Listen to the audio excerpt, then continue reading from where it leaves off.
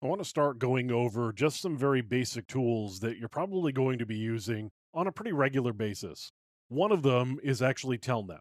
You may be familiar with the Telnet server, and everybody says, oh my gosh, don't use Telnet, bad, evil, not good.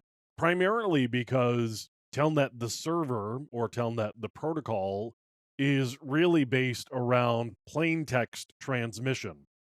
If you are communicating with a server and it's in plain text, that means usernames, passwords, all sorts of data is being transmitted. However, we can actually use Telnet, the client, because Telnet on the client side is really just a program that initiates a TCP connection to a remote system. What we could do, for example, would be to connect to, in this case, Microsoft's web server on port 80 using Telnet. Now that's going to initiate a TCP connection. And what we can then do is interact directly with the protocol that's there. In our case, we're going to be using HTTP because this is a web server after all. And then once I have finished with my communication, my version of the protocol here, or what I'm sending using the protocol, then I can get the response back. So we can do this with pretty much any protocol that you would like. For example, I could say go to smtp.google.com, and that's going to be on port 25. So you can see I'm using Telnet and then the host name and then the port. And as long as I specify the port, what Telnet is going to do is it's going to initiate a TCP connection to that port. If I don't specify the port, it's going to assume port 23, which is the Telnet port. I don't want to do that because A, I don't want to be bugging other systems, certainly.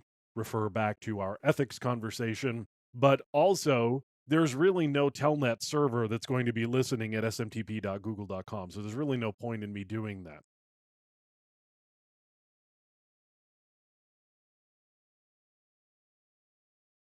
So what I've done here is I have sent a message to this particular server at google.com, which is their mail server, and I get a response here saying I talk extended SMTP, and this is mx.google.com.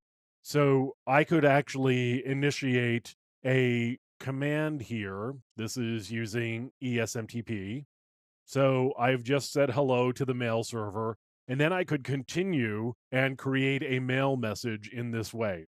I can use Telnet to communicate with basically any host that is running a plain text protocol because Telnet itself doesn't do SSL TLS. There are other ways of doing that. But if you've got something that can do plain text and it's running TCP, you can use the Telnet client to communicate with it. And that's a good way of just doing a quick sanity check sometimes to see whether the port is responding and what the messages that you're getting back look like.